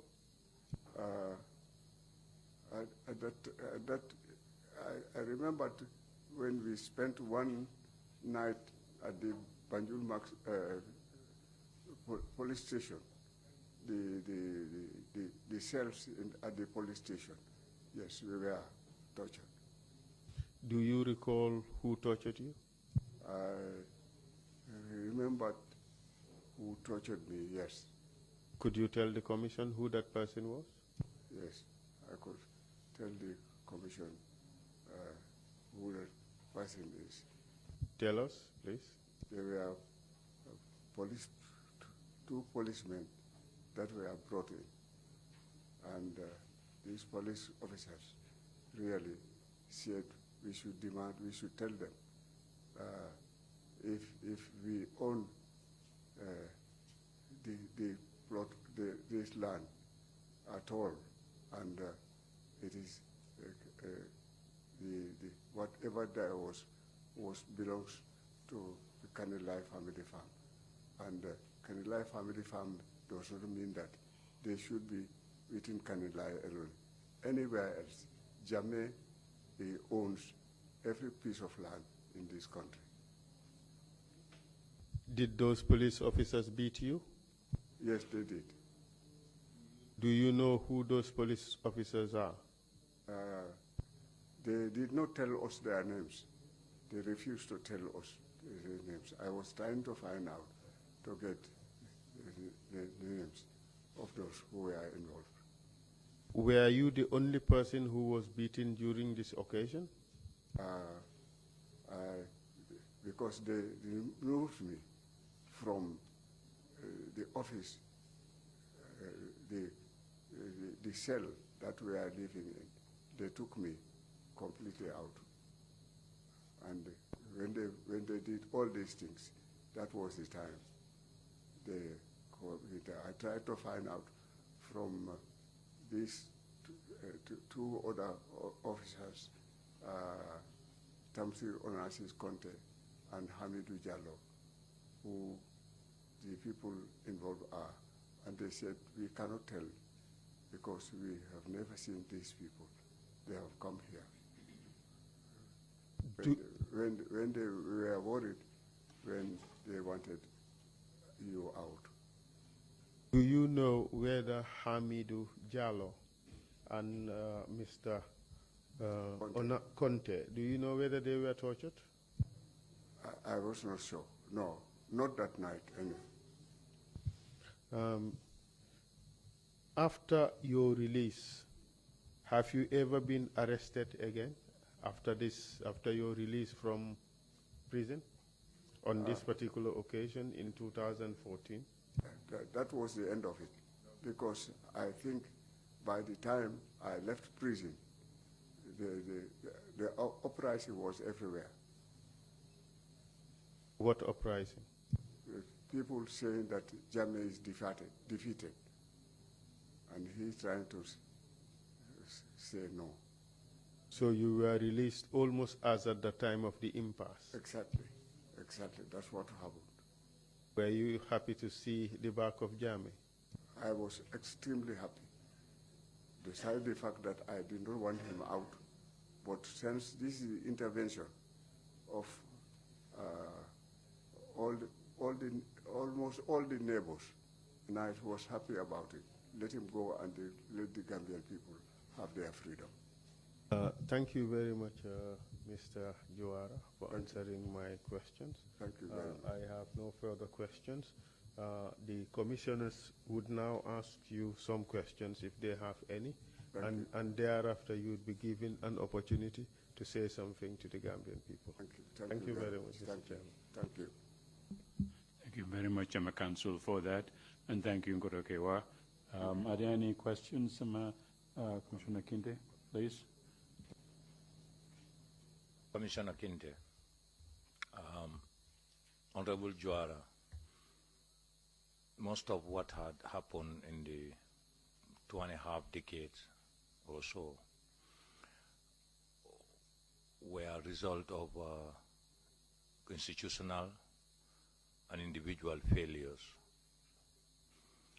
I would want you, in your summary, include strong message to the Gambian people as to tangible institutional reforms and as well individual reforms for a better Gambia for posterity, so that our campaign that we are closely married to becomes a reality and remains in the Gambia forever. And that campaign is the Gambia for dictatorship and hooliganism never again. Thank you. Thank you. That's very, very correct. And I accept and share your views, because what we have suffered is enough to teach us all that the Gambians know that there must be a country and they must belong to a country, and that country is the Gambia. Whether it's rich or poor is immaterial. But what is important is that our destiny is in our own hands, whether it's now, whether for posterity, whatever timing it has happened. And we are very proud of people like you who've taken this stand, no matter what it is. And I think really Gambians across the whole world are listening to what is happening in the Gambia. And Gambians never again will allow themselves to be pushed around and to subject to conditions that will not be accepted. Really, Gambia, the most important thing for the Gambia is for them to come together and unite and work together. And those who are wrong are wrong. Those who are correct will also learn from those who have been right. And we have a Gambia that we can all be proud of. Because whatever happened, whatever suffering has happened, it has happened to other nations. We have seen bigger nations fight world wars. But ultimately, what was happening is that they had come together, they worked, they learned from their history, and from that history, they have made sure that they have a nation that they can be proud of. And we want all Gambians that want to be proud of the Gambia, be proud of Gambia. But what we do from now on, what we commit ourselves, what we want to do as a united people is more important than the suffering that has happened has happened. We cannot do anything about it. It has happened. But we don't want it to happen again. Never we want the Gambia to be put under these inhuman conditions where we all suffer and we all see this. I want all of us to see the sunlight. This is a new Gambia. This new Gambia that the story will be there. It should be told. We should be able to read our history and say this is what has actually happened to us as a people. And despite our weaknesses, despite whatever happened, but we can make millions out of our own history. Our history will determine what the Gambia will be tomorrow. And now I think we are all proud of the Gambia, that we have survived. We have gone through all these tensions. We have gone through these human rights abuses. But we have survived. And now, what is going to happen tomorrow is more important than whatever we are trying to do today. And there are very few people that I am proud of. And those people really, this is the road we are taking. These are millions. Gambia will never get what is getting now. And we should never allow ourselves to be undergraded. And every Gambian should be proud of being a Gambian. And it should be Gambia that is for every Gambian. And our interest will be there forever. This is the feeling I have. This is the way I see things. And I think I am happy that people have taken all their lives, they have taken their old commitments, they have come to portray things, let them see things as they should be seen. And let Gambia, every Gambian should listen to this commission. This commission is so vital, it's so important. This is what the Gambia needs, and we need it for posterity. And we should all unite. Differences, let's forget about them. What is important is make sure that we are all working. Every Gambian, every Gambian is a Jola. Every Jola is a Gambian. Every Mandinka is a Gambian. Every Gambian is a Mandinka. every Gambian is a Wolof. Every Wolof is a Gambian. Every Sarhule is a Gambian. Every Fula is a Gambian. All of us are here. We should live here in pride, and despite our size, despite our wealth, but our humanity is more important, and that is what we are going to do. If we have anything to get out of all this struggle throughout, it is because we want our humanity. We are happy those who are trying to help us, those who are going to stand by us and make sure we, Gambia, that we can be proud of. I am extremely proud of the Gambia, and all my colleagues are proud of the Gambia. Today there is political pluralism everywhere. Everybody is a politician today, because they might not be platform politicians, they might not be these things, but every Gambian is living because he wants other Gambians to live here. And there should not be any division, should not be allowed. We should not allow that to happen.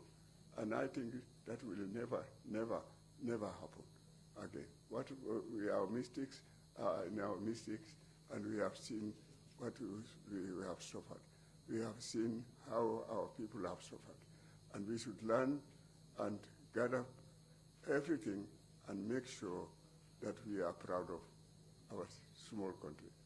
I'm happy to be a Gambian, and being proud of Gambia, and telling Gambian, every Gambian should be proud to be a Gambian. And in fact, today we are working with the humans all over the world, democracies all over the world, and our stand should be very proud. So, thank you very much. Thank you. Thank you very much indeed. Commissioner Carr? Thank you, Mr. Chairman. Commissioner Carr, I have two questions. I'd want to know what you think of the role of young people in democracy, particularly cementing our new democratic gains. That's the first question. The second question is that from your statement, I read that you founded the NDAM, that is National Democratic Action Movement, in 2003. What happened to that party, and did the regime make any efforts to kill that party? Yes, that is very true. That is very, very true, because I remembered that was my last imprisonment, and the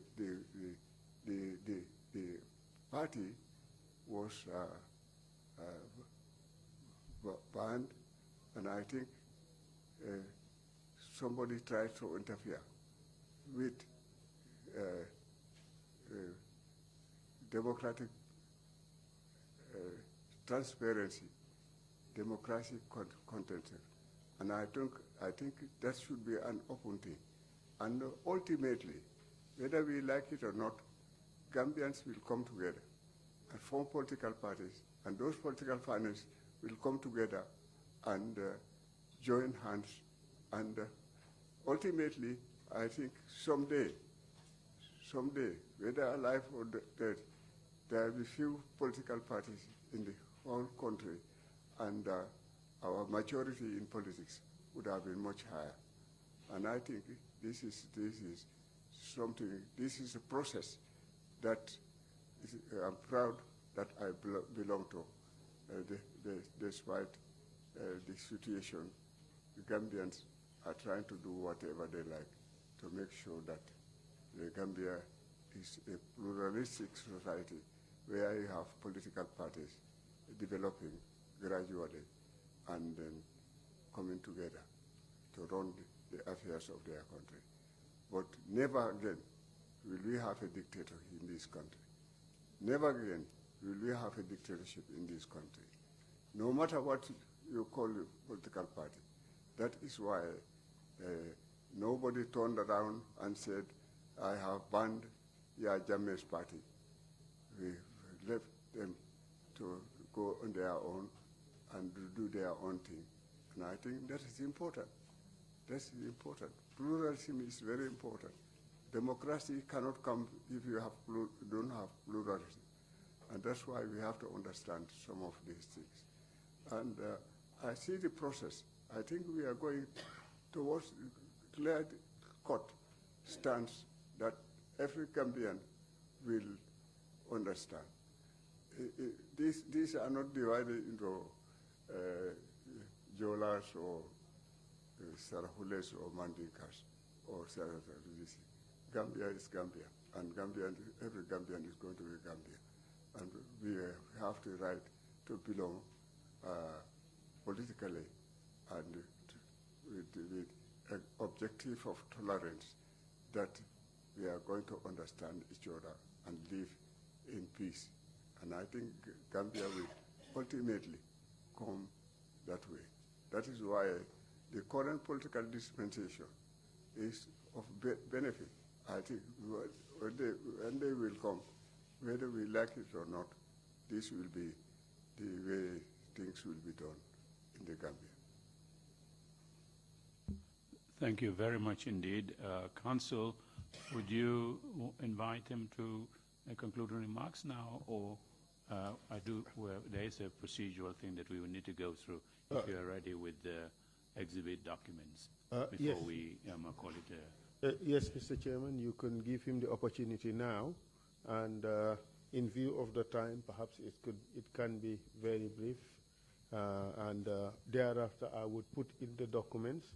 We go for our lunch break, and in the last session, we would hear the next witness. Splendid. Witness Kotoke Juwara, you have any concluding remarks to make? Well, thank you very much. I think I have said everything that I wanted to say. I am saying the Gambia in the limelight, Gambia going the way it should go. And really, that is very impressive, because that is what we need. We need a country where we all belong to, where we all make our small contributions, where we can all be proud, where we live together, where we share everything that we come together for the good of the Gambia. But the most important thing is that the Gambia should be the Gambia. The Gambia belongs to the Gambians. Gambia is a nation state. Gambia is a small country that we can be proud of, and what our contributions have done. And every Gambian today should be happy, to be proud. And that can also happen because those who have made contributions before us are here, and we are what we are because they were contributing what they have been contributing all along. And I think that's something to be very proud of. Thank you. Thank you very much indeed, and thank you for giving us the time that you have given under the circumstance that you are in. We thank you enormously for the time that you have given us in helping us to reconstruct or create a historical record that would promote healing and reconciliation in the country. Thank you enormously again. Council, you have the floor. Yes, thank you very much, Mr. Chairman. Thank you again, Mr. Juwara. Thank you enormously for agreeing to come to testify before this Truth Commission in spite of your age and your ill health. Thank you very much for doing that for the Gambian people. Mr. Chairman, during his testimony, a number of documents were used, many to refresh his memory. We would want to have those documents admitted into the record. And the first one would be his curriculum vitae. It describes who he is as a person, the experiences he had. We would like that to go in as Exhibit 0017.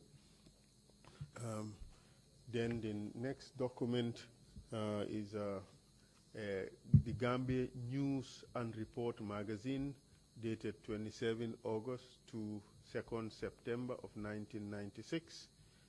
under the caption, "When will Wa be set free?" That should go in as Exhibit 18.